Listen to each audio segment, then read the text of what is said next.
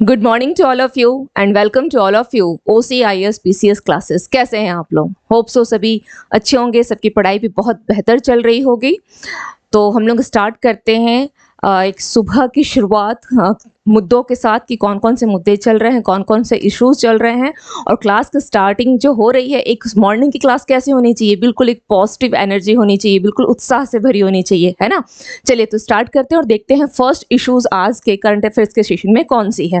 Okay चलिए, तो सबसे पहले सांची MP का पहला क्या बन गया है? सौर शहर बन गया है। ओके, सबसे पहला, सबसे इंपॉर्टेंट पहला भी है और यह इंपॉर्टेंट भी है कि सांची MP का पहला सौर शहर बन गया है। ओके, कौन सा है? सांची है, सांची।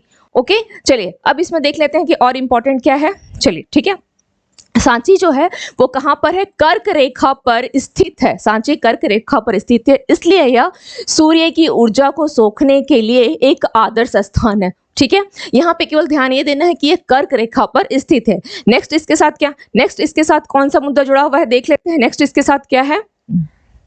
चलिए, सांची में हर घर को सौर ऊर्जा से बिजली पहुंचाई जाएगी। सांची को क्या किया जाएगा कि सांची में जो हर घर को सौर ऊर्जा से बिजली पहुंचाई जाएगी। सांची में 5 मेगावाट, कितने? 5 मेगावाट और 3 मेगावाट क्षमता के 2 सौर स्टेशन स्थापित किए गए हैं। क्लियर? सांची में सौर परियोजनाओं के कार्यान्वयन के लिए MP ऊर्जा विकास निगम लिमिटेड यानी मध्य प्रदेश, ओके, ऊर्जा विकास निगम जो है एक नोडल एजेंसी है। क्लियर? चलिए, अब इसके साथ और भी क्या इश्यूज है वो भी देख लेते हैं।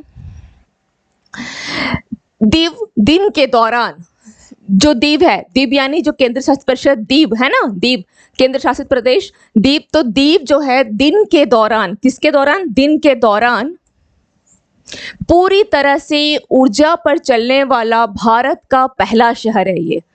ओके, भारत का पहला शहर है। दिन के दौरान 100% ये किससे चलता है? सौर ऊर्जा से चलता है। चलिए, नेक्स्ट है गुजरात का मोढेरा। ओके, गुजरात का मोढेरा, ये क्या है? गुजरात के गांव है जो कि पूरी तरह से सौर ऊर्जा से चलने वाला क्या है? यह भारत का पहला गांव है। ओके, भारत का पहला गांव है। ये तो हो गई चलिए आपकी सौर ऊर्जा से संबंधित। अब हम लोग पहले जो फर्स्ट स्लाइड थी उस पे आते हैं। ओके, फर्स्ट स्लाइड पे आते हैं। यहाँ पे हम लोगों ने देखा कि क्या है? सांची है और कर्क रेखा है। तो इस चीज को सबसे पहले यहाँ ये ध्यान दीजिएगा, ये सांची जो है एक विश्व विरासत स्थल है। ओके, सांची क्या है? विश्व विरासत स्थल है। चलिए, इसके बारे में कुछ कुछ पॉइंट्स अकेला आप लिख लें। सांची क्या है? विश्व विरासत स्थल। ओके, विश्व विरासत स्थल, यहां पर क्या है?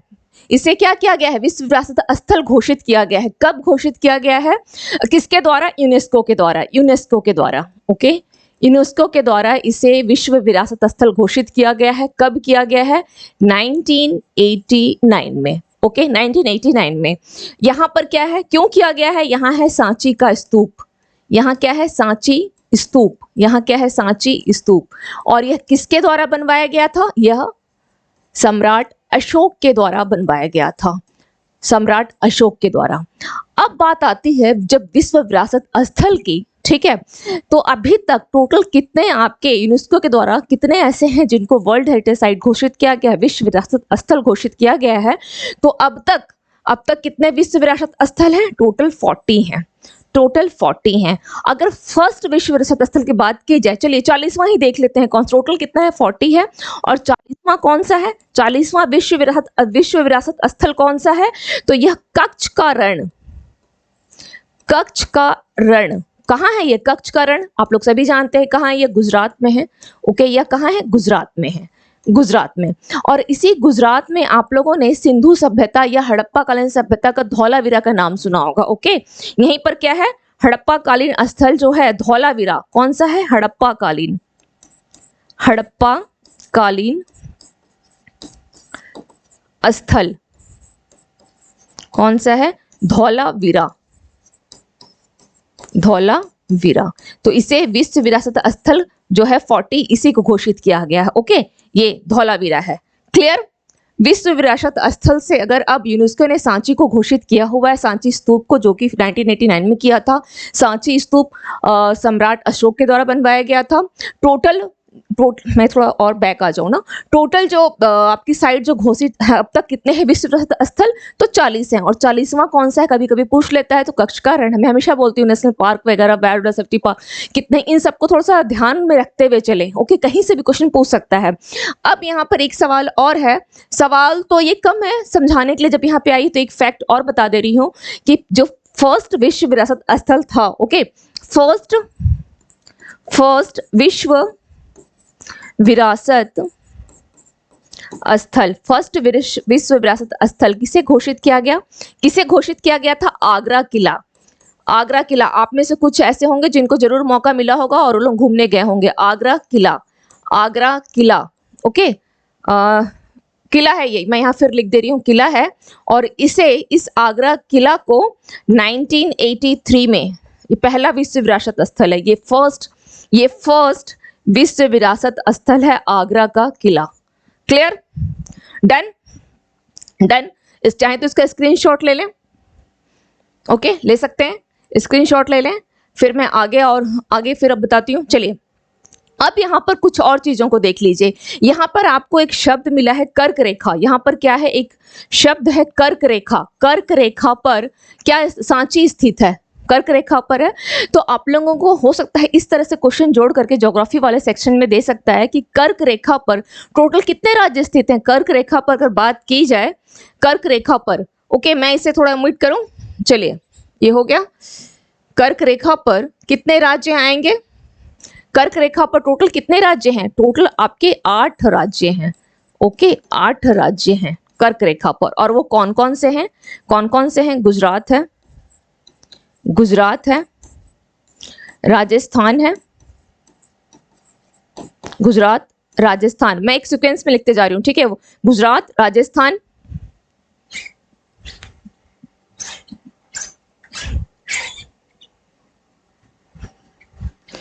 चलिए, गुजरात, राजस्थान, एमपी, यहाँ पे मुझे मध्य प्रदेश ही करना चाहिए था, ज्यादा बेटर होता। ओके, चलिए, मैं Madhya Pradesh, okay, Madhya Pradesh, and then Madhya Pradesh के बाद आपका छत्तीसगढ़ आ जाएगा। छत्तीसगढ़, झारखंड जो कि कर्क रेखा पर स्थित है। टोटल 8 राज्य हैं जो कर्क रेखा पर स्थित है। तो कितने हो गए? 1 2 3 4 5 झारखंड। देन आपका Paschim Bengal, Tripura, and the last one और मिजोरम। ओके, मिजोरम। ये आपके टोटल 8 राज्य हैं। 8 राज्य हैं जो कि कर्क रेखा पर स्थित हैं। क्लियर?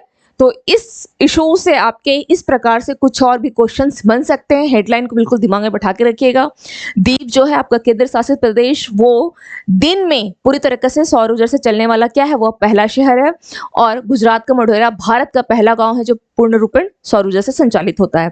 अब यहाँ पर एक सवाल और, ओके, एक सवाल और देख, यहाँ पर है कि सौर ऊर्जा के प्रोडक्शन में, ओके, सौर ऊर्जा के प्रोडक्शन में सबसे अधिक सौर ऊर्जा कहाँ होती है? सबसे जो प्रोडक्शन होता है सौर ऊर्जा का वो कहाँ पर है? ये हो गया सौर ऊर्जा का प्रोडक्शन। चलिए,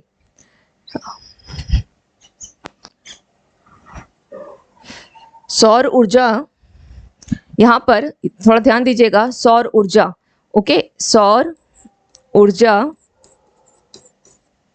उत्पादन सबसे अधिक, ओके, भारत में सबसे अधिक, ब्रैकेट में कर लीजिए, भारत में सबसे अधिक। तो किस राज्य में है सौर ऊर्जा का उत्पादन जो है भारत में सबसे अधिक? किस राज्य में है? तो फर्स्ट है राजस्थान, सेकंड है आपका गुजरात, एंड थर्ड है आपका एमपी, मध्य प्रदेश। ओके, एमपी, मध्य प्रदेश सौर ऊर्जा उत्पादन में। क्लियर? इतने जो पॉइंट्स है वो आपके हो गए फर्स्ट इशू से। चलिए अब हम लोग आते हैं come to the next slide and come to the next issues also. हाँ, उड़ीसा में एक नई ईल प्रजाति की खोज की गई है। उड़ीसा में क्या की गई है? एक नई ईल प्रजाति की खोज की गई है। कहाँ पर? उड़ीसा में।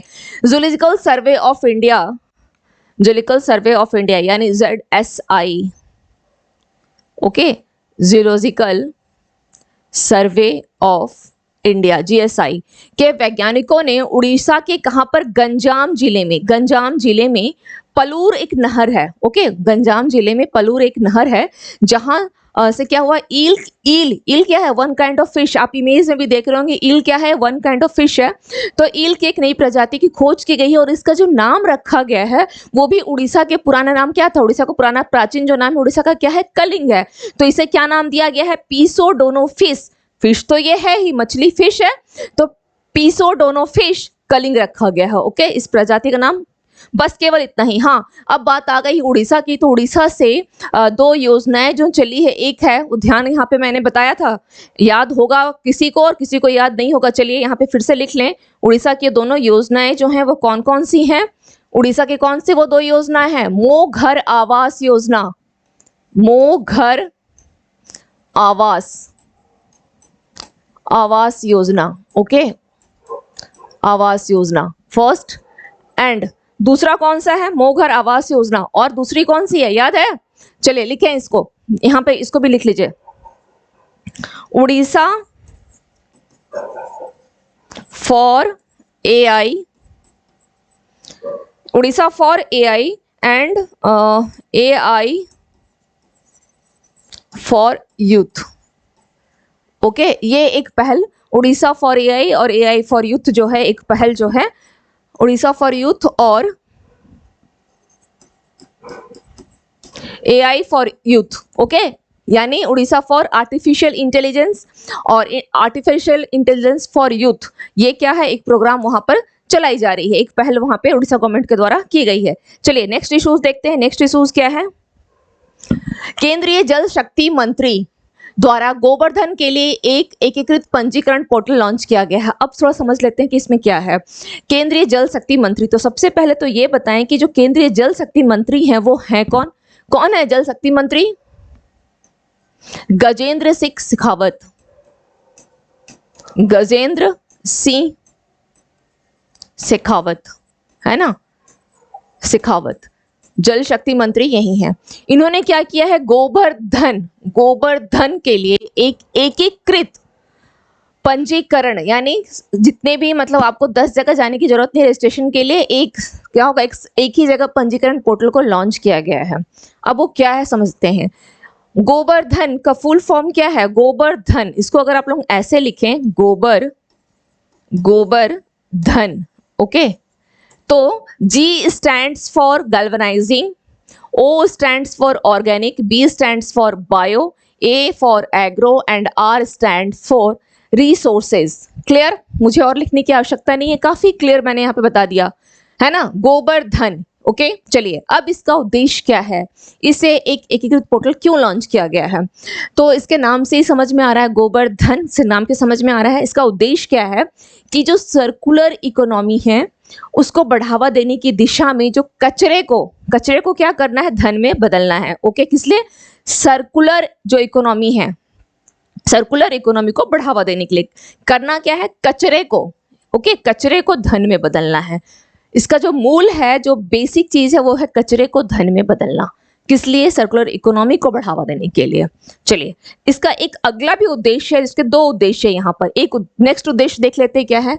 जो मवेशी हैं उनके गोबर, कृषि अवशेष और अन्य जैविक कचरे को क्या करना है, बायोगैस, CBG और जैव उर्वरकों में परिवर्तित करके धन और ऊर्जा उत्पन्न करना है। सेम थिंग है, यहाँ भी सेम थिंग है ना। वहाँ फर्स्ट उद्देश्य में क्या था, कचरे को धन में परिवर्तित करना है, और यहाँ के उद्देश्य में क्या है, जो मवेशी के गोबर हैं या जो आप बोल सकते हैं कृषि के अवशेष हो गए या जैविक कचरा हो गया, उन सभी को, जैविक कचरे को बायोगैस हो गया, ठीक है, CBG और जैव उर्वरकों में परिवर्तित करके धन और ऊर्जा उत्पन्न करना है। तो ये हो गए इसके उद्देश्य हो गए गोवर्धन के। भारत सरकार टिकाऊ आर्थिक विकास को बढ़ावा देने और एक सर्कुलर इकोनॉमी को बढ़ावा देने के लिए बायोगैस, है ना, बायोगैस, संपीड़ित बायोगैस यानी कॉम्प्रेस्ड बायोगैस, संपीड़ित यानी कॉम्प्रेस्ड बायोगैस, और जैव संपीड़ित यानी बायो कॉम्प्रेस्ड। यहाँ जो आप देख रहे हैं ना लिखा हुआ है CBG, यही बायो कॉम्प्रेस्ड है। ओके, एंड प्राकृतिक गैस, ये क्या प्राकृतिक का क्या हो जाएगा, CNG यानी नेचुरल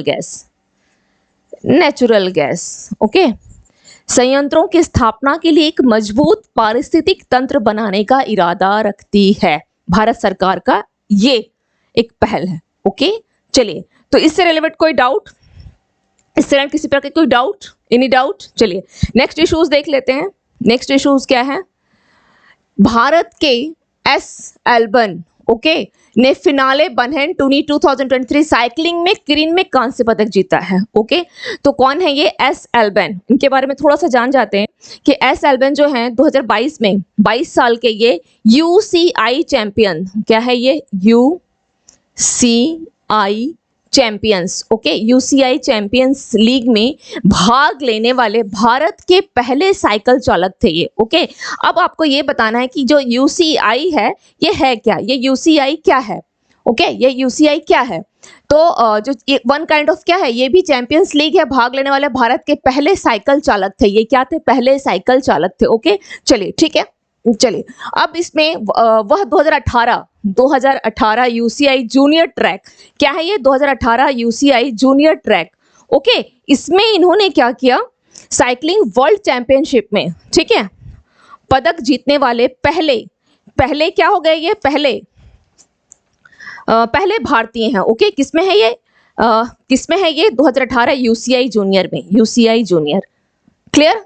चलिए अब यहाँ पे देख लेंगे 2022 क्या है ये, 2022 में 22 वर्ष से UCI, तो यहाँ पे किसकी बात की जा रही है, एस एल्बन की बात की जा रही है।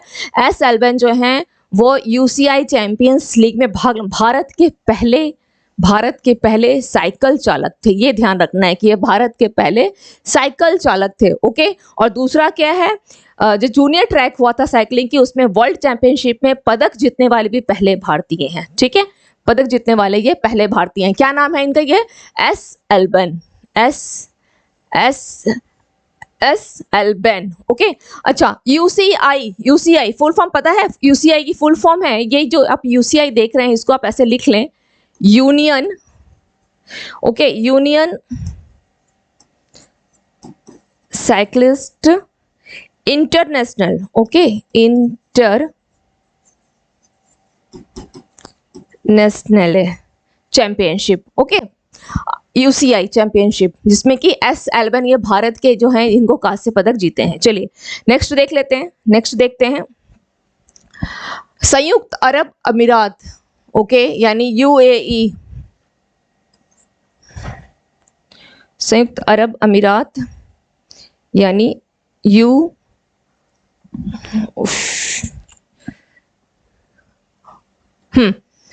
चलिए, संयुक्त अरब अमीरात यानी UAE ने विश्व मौसम विज्ञान संगठन का क्या किया, अध्यक्ष पद जीता है। कौन सा अध्यक्ष का पद जीता है? चलिए, अब UAE के एक मौसम विज्ञानी कौन है, UAE के एक मौसम विज्ञानी है जिनका नाम है डॉक्टर अब्दुल्ला अल मंडोस। कौन है? डॉक्टर अब्दुल्ला अल मंडोस को क्या हुआ है, विश्व मौसम विज्ञान संगठन यानी WMO, इसको आप लिख सकते हैं वर्ल्ड मेट्रोलॉजिकल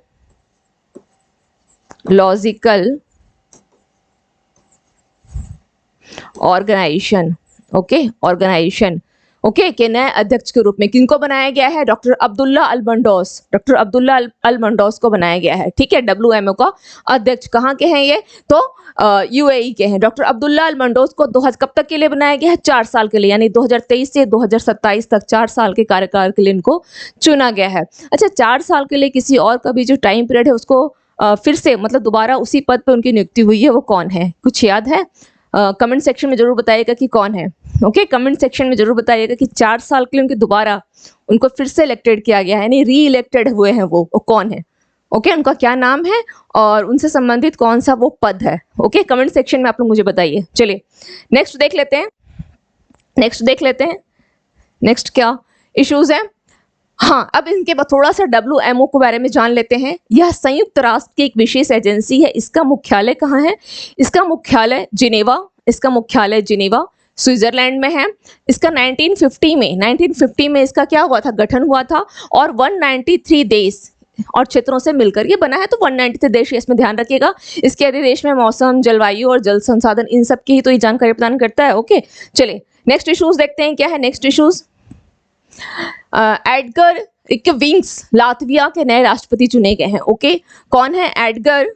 लातविया के नए राष्ट्रपति। एक लाइन में अगर बोला जाए तो एडगर रिंकविक्स कहाँ के? लातविया के राष्ट्रपति ये चुने गए हैं। Okay, Edgar English. बाल्टिक राष्ट्र, आप यहाँ पे एक वर्ड देख रहे हैं बाल्टिक राष्ट्र में पहले खुले तौर पर, सबसे इंपॉर्टेंट ये है कि बाल्टिक राष्ट्र में पहले खुले तौर पर ये समलैंगिक राष्ट्रपति बनेंगे, समलैंगिक राष्ट्रपति। ओके, अच्छा एक चीज बताएं, बाल्टिक राष्ट्र किसको बोलते हैं? Any idea? बाल्टिक राष्ट्र का मतलब होता है कि वैसे देश जो कि जब प्रथम विश्व युद्ध हुआ था और ये लोग जब रशिया से, ठीक है, रशिया से जब मतलब बोल सकते हैं हम, जो रूसियाई उस समय बोलते थे, रशिया से ये लोग क्या हो गए थे? फ्री हो गए थे। ओके, स्वतंत्र हो गए थे। फ्री होना यानी स्वतंत्र होना। ओके, प्रथम विश्व युद्ध के साथ क्या होते, लोग स्वतंत्र हो गए थे। तो वो कुछ कौन कौन से थे? वो 3 जो है बहुत फेमस है। 3 नाम जो है इसमें वो बहुत फेमस है। एक है एस्टोनिया। ओके, एस्टोनिया, ये नाम काफी फेमस है, एस्टोनिया। दूसरा आपको मिलेगा लातविया, और इसी लातविया का आप देख रहे हैं जो राष्ट्रपति चुने गए हैं, और इसको क्या बोला गया है? बाल्टिक राष्ट्र में। बाल्टिक राष्ट्र यानी कौन कौन से हो गए आप देख लीजिए। बाल्टिक राष्ट्र यानी जो प्रथम विश्व युद्ध के समय, ओके, जो रशिया से जो स्वतंत्र हुए थे, तो एस्टोनिया, लातविया और आपका लिथुआनिया भी इसी में आएगा। Lithuania. Okay, Lithuania and Finland भी बाद में जाके इससे स्वतंत्र हो गया था, फिनलैंड भी। ठीक है, तो ये 3-4 नाम जो है याद रखिएगा, बाल्टिक राष्ट्र हैं। ओके, ज्योग्राफी के लिए ये सब इंपॉर्टेंट है। चलिए नेक्स्ट देख लेते हैं इसमें और क्या है। एडगर रिक्वेंस जो है नाटो के आगामी शिखर सम्मेलन, जिसकी मेजबानी 11-12 जुलाई को कहाँ हो रही है? विल्नियस, लिथुआनिया में। नाटो शिखर सम्मेलन कहाँ हो रहा है? लिथुआनिया में नाटो शिखर सम्मेलन हो रहा है, और उसमें यूरोपीय संघ और नाटो के सदस्य देशों का ये प्रतिनिधित्व करेंगे। तो आखिर ऐसा क्या वजह है जो नाटो के सदस्य देशों का प्रतिनिधित्व क्यों करेंगे? दैट मीन्स नाटो का सदस्य देश कौन सा है? नाटो का सदस्य देश लातविया भी है और लिथुआनिया भी है, दोनों है। लिथुआनिया भी क्या है? इसका सदस्य देश है, लिथुआनिया भी। और ये दोनों के दोनों कब आकर के नाटो में मिले हैं? 2004 में, ध्यान रखिएगा। 2004 में आकर के ये लोग दोनों क्या है? नाटो से मिले हैं। नाटो में टोटल 31, इसमें टोटल कितने हैं? 31 देश हैं नाटो में। और इसका आप बोल सकते हैं 1949 में इसका गठन किया गया था। 1949 में नाटो का गठन हुआ था। और यह जो 31वां देश है, मैंने फिनलैंड वहां इसलिए लिखवाया था कि यह जो 31वां देश है वो आपका है फिनलैंड। ओके, फिनलैंड ही इसका 31वां देश है, ये ध्यान रखिएगा। अब यूरोपीय संघ में आप जानते ही हैं कि टोटल 27, इसमें कितने हैं? 27 कंट्रीज हैं, देश हैं, जो भी हैं 27 देश हैं इसमें। ब्रिटेन था, लेकिन वो उसका जब ब्रिटेन था तो 28 था, और अब तो कितने हो गए हैं? 27 हो गए हैं। ब्रिटेन हटने के बाद एग्जिट हो गया जो वो, ठीक है, तो ये हो गया। चलिए यहाँ अब हम लोग थोड़ा देख लेते लातविया को देख लेते हैं।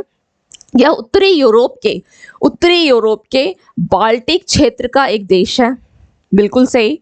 इसकी मुद्रा यूरो है, इसकी राजधानी रीगा है। आर्ट्स क्रिस जनिस करिंस इनके प्रधानमंत्री हैं, ये ध्यान रखिएगा, इतना लंबा नाम याद रहना मुश्किल है। तो करिंस जो है वो इनके प्रधानमंत्री हैं। क्लियर? चलिए और कुछ इसके साथ जुड़ा हुआ है देख लेते हैं। हाँ, यह उत्तर में एस्टोनिया,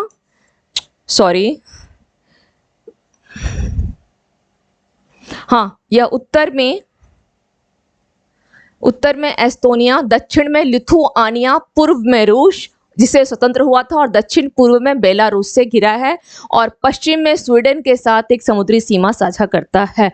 तो मतलब जितने भी फैक्ट्स हैं यहाँ पर सभी के सभी इंपॉर्टेंट है लातविया को लेकर के। क्वेश्चन जब बनते हैं ज्योग्राफी में ना, तो इन्हीं सबसे कहीं उठा करके, करंट वाले इशू से मिलता जुलता रहता है, उसको उठा के ज्योग्राफी में देता है। आप करीब 6 महीने क्लास को कीजिए, ठीक है, 6 मंथ्स आप मेरी क्लास का करंट अफेयर्स को अटेंड कीजिए। और इस 6 मंथ्स में जब आप दिसंबर में कोई एग्ज़ाम आप दें, दिसंबर में आप किसी पेपर को देंगे, आपको तब वहाँ ये दिखाई देगा कि अच्छा ये क्वेश्चन कहाँ से आ सकता है, किस सेक्शन में क्वेश्चन बने हैं, तो कैसे जोड़ के बनाया है। ओके, 6 मंथ्स के बाद दिसंबर में किसी पेपर को आप अटेंड करिए, लेकिन उसके लिए लगातार आप वीडियो को देखते रहिएगा तब।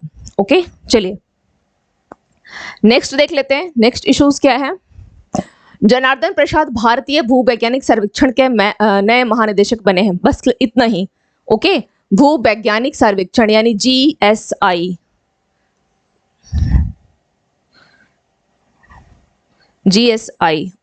सॉरी GSI, ओके, GSI भूवैज्ञानिक सर्वेक्षण यानी जियोलॉजिकल सर्विस। ठीक है, इसकी स्थापना कब हुई है? 1851 में हुई है। खनन मंत्रालय भारत सरकार के अधीन कार्य करता है। जो आपका खान मंत्रालय भारत सरकार के अधीन, और इसके मंत्री कौन है? इसके मंत्री हैं कौन? श्री प्रहलाद जोशी। कौन है?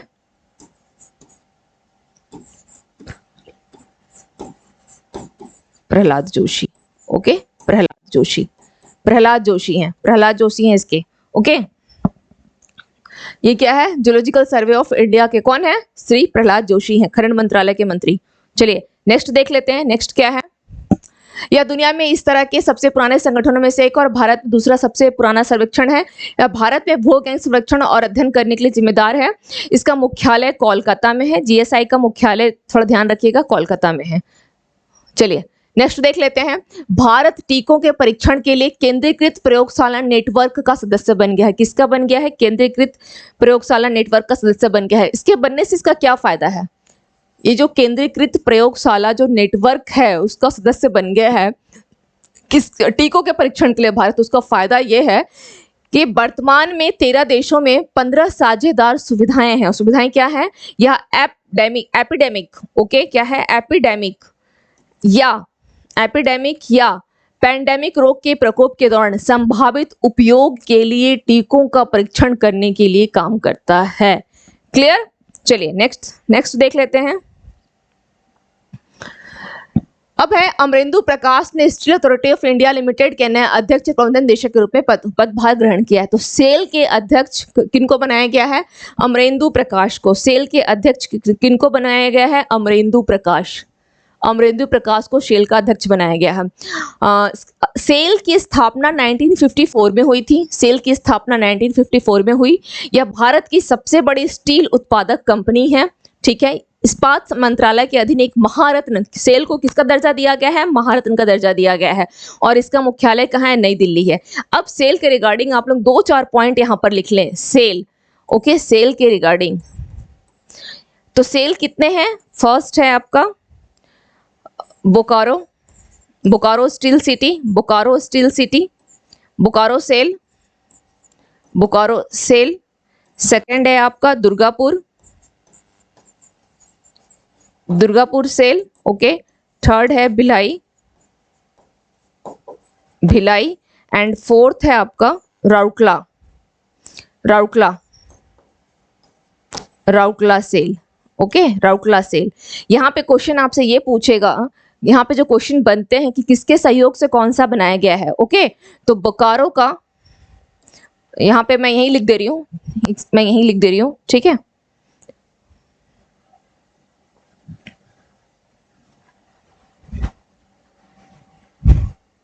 बोकारो रूस के सहयोग से बनाया गया है, बोकारो रूस। दुर्गापुर ब्रिटेन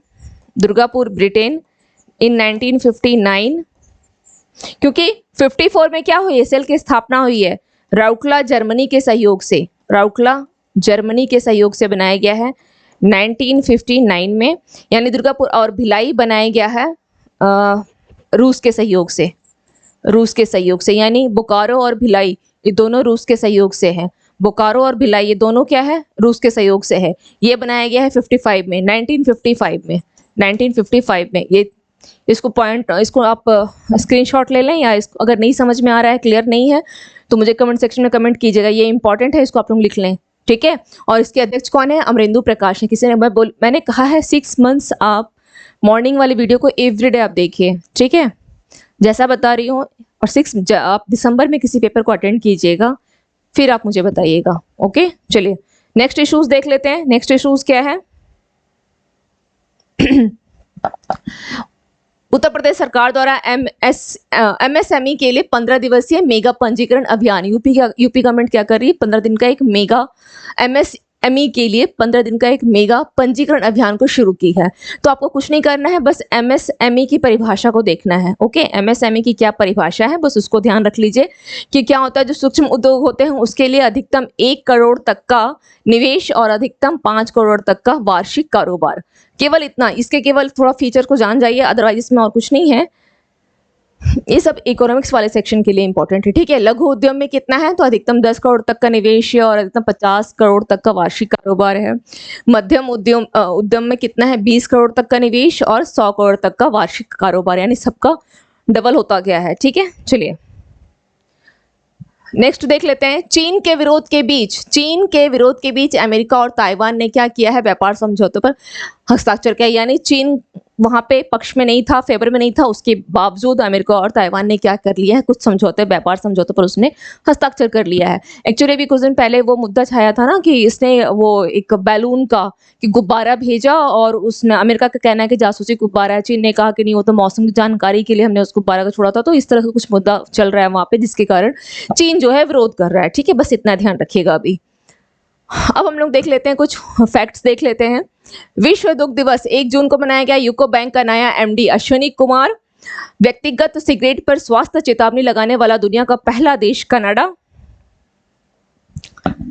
फोर्ब्स पत्रिका के अनुसार सबसे मूल्यवान football club Real Madrid. SAIL के अध्यक्ष अमरेंदु प्रकाश। भारत के कौन से राज्य में दुनिया का पहला 3D प्रिंटेड हिंदू मंदिर बनाया जा रहा है, तो वो है आपका Telangana. Okay, Telangana. PM Svanidhi mobile app किसने लॉन्च किया है, हरदीप सिंह पुरी ने।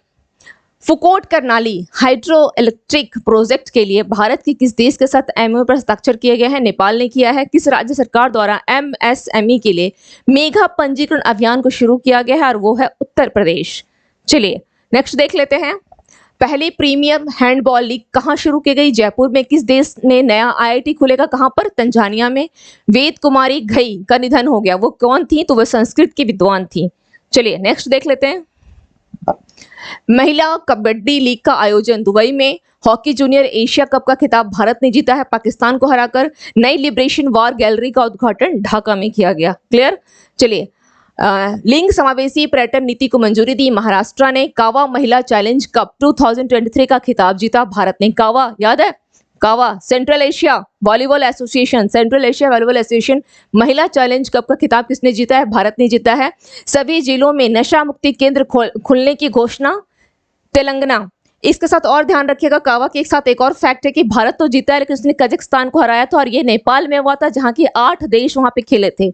ठीक है, चलिए नेक्स्ट देख लेते हैं। अब आते हैं, हाँ, रिंग साइड पुस्तक के लेखक डॉक्टर विजय दर्डा लातविया का नया राष्ट्रपति एंगर्स रिक्विंस है। किस आईआईटी ने पेट्रोलियम इंजीनियरिंग के लिए HCL टेक के साथ एमओ पर हस्ताक्षर किया है। आईआईटी खड़गपुर ने। किस देश द्वारा विश्व मौसम विज्ञान संगठन की अध्यक्षता हासिल हुई, UAE के द्वारा। ओके, चलिए नेक्स्ट देखते हैं। अब आते हैं आज के एमसीक्यूज पे। आज हमारे पास कौन कौन से एमसीक्यूज हैं। पीसोडोनो फिश कलिंगा नामक ईल की एक नई प्रजाति किस राज्य में खोजी गई है, तो इसका आंसर क्या हो जाएगा, इसका आंसर क्या होगा, ऑप्शन है Maharashtra, Kerala, Karnataka, Orissa. D is the right answer, Orissa. Next question देखते हैं। डॉक्टर अब्दुल्ला अल मंडोस को डैश के एक नए अध्यक्ष के रूप में चुना गया है। विश्व मौसम विज्ञान संगठन WMO, विश्व व्यापार संगठन WTO, अंतर्राष्ट्रीय मुद्रा कोष IMF, पेट्रोलियम निर्यातक देशों का संगठन OPEC। तो इसका राइट आंसर क्या हो जाएगा, A is the right answer, WMO। Next question. मई 2023 में यूपी सरकार ने डैश के लिए 15 दिवसीय मेगा पंजीकरण अभियान शुरू किया। स्टार्टअप, MSME, इलेक्ट्रॉनिक वाहन निर्माण इकाई, इनमें से कोई भी नहीं। तो which one is the right answer, B, MSME के लिए। Next question. बालासोर में एक बड़ा रेल हादसा हुआ। ओके, बालासोर किस राज्य में स्थित है, पश्चिम बंगाल, आंध्र प्रदेश, उड़ीसा, झारखंड। आज इसके ऊपर आप लोगों को एक 10 मिनट की वीडियो मिलेगी। ठीक है, 10 मिनट की वीडियो इस हादसे के ऊपर जो हुई है उड़ीसा में, इसके ऊपर एक वीडियो मिलेगी आप लोगों को। ओके, चलिए नेक्स्ट देख लेते हैं। Steel Authority of India Limited SAIL के नए अध्यक्ष एवं निदेशक के रूप में किसने पदभार ग्रहण किया है? तो अमरेंदु प्रकाश ने। Option A is the right answer. Next question देखते हैं। निम्नलिखित में से किसे लातविया का नया राष्ट्रपति चुना गया है? कौन है? एडगर रिक्विंग्स। Option C is the right answer. Question number 7, भारतीय भूवैज्ञानिक सर्वेक्षण जीएसआई के नए महानिदेशक के रूप में किसे नियुक्त किया गया है? जनार्दन प्रसाद, वी विद्यावती, पीके श्रीवास्तव, सीलवर्धन सिंह। तो इसका राइट आंसर क्या हो जाएगा? जनार्दन प्रसाद को। क्वेश्चन नंबर 8, भारत टीकों के परीक्षण के लिए केंद्रीकृत प्रयोगशाला नेटवर्क का सदस्य बन गया है। सीएलएन के संबंध में जो स्टेटमेंट दिए गए हैं उस पर विचार करना है। सीएलएन के पास वर्तमान में 13 देशों में 15 साझेदार सुविधाएं हैं। बिल्कुल ये स्टेटमेंट क्या है? बिल्कुल सही है। ये स्टेटमेंट बिल्कुल सही है। ये स्टेटमेंट क्या है? बिल्कुल सही है। सीएलएन गठबंधन फॉर एपिडेमिक प्रीपेयर्डनेस इनोवेशंस का हिस्सा है। ये भी सही है, यानी ये दोनों ही स्टेटमेंट क्या है? सी होगा इसका राइट आंसर। दोनों स्टेटमेंट सही है। चलिए नेक्स्ट देख लेते हैं। क्वेश्चन नंबर 9, निम्नलिखित में से कौन एमपी का पहला सौर शहर बनेगा? तो कौन सा है एमपी का पहला सौर शहर? Sanchi. And the last question of today's class, आज की क्लास का सबसे आखिरी क्वेश्चन क्या है? चीन के विरोध के बीच अमेरिका और किस देश ने व्यापार समझौते पर हस्ताक्षर किया है? तो क्या हो जाएगा? Taiwan. Option A is the right answer. Clear? तो ये हो गई हम लोगों की कुछ इश्यूज हो गए, कुछ वन लाइनर फैक्ट्स हो गए और हम लोगों की एमसीक्यूज हो गई। इसके रिगार्डिंग किसी भी प्रकार के कोई डाउट्स हो, कुछ आप लोग अपनी चीज़ों को अगर कुछ बताना चाहते हैं, किसी प्रकार की लगता है कि डाउट है या कंटेंट में किसी भी प्रकार का कोई सुझाव भी देना चाहते हैं तो आप लोग जरूर सुझाव दें, क्योंकि आप लोग एवरीडे क्या करते हैं? वीडियो देखते हैं, टाइम देते हैं, तो ये टाइम सबसे ज़्यादा कीमती होता है। ओके, तो जैसा भी आप लोग को लगे अपना सुझाव जरूर दें। कमेंट, कुछ स्टूडेंट्स का तो कमेंट आते हुए हैं, तो उन स्टूडेंट्स को मेरे तरफ से बहुत बहुत धन्यवाद, है ना, ताकि मुझे भी एक दिशा मिल जाए कि मुझे किस दिशा में और क्या करना है। ओके, और मैं पूरी कोशिश करती हूँ कि जो मेरे से जो बन पड़ेगा, जो मैं सोच रही हूँ कि थोड़ा सा जो भी मेरे अंदर है, अगर थोड़ी बहुत ईश्वर की कृपा से थोड़ी बहुत जो भी नॉलेज है मैं आप लोग के साथ शेयर कर रही हूँ। ओके, तो मिलते हैं फिर नेक्स्ट क्लास में, नेक्स्ट करंट अफेयर्स की क्लास में। और आज आप लोगों को 10 मिनट की एक वीडियो मिलेगी उड़ीसा में जो हादसा हुआ है, ट्रेन हादसा, उसके ऊपर। एंड ये क्लास आपकी है, चैनल मेरी है। इस चैनल को आप लोग लाइक करें, शेयर करें एंड सब्सक्राइब करें। Thank you to all of you and have a nice day.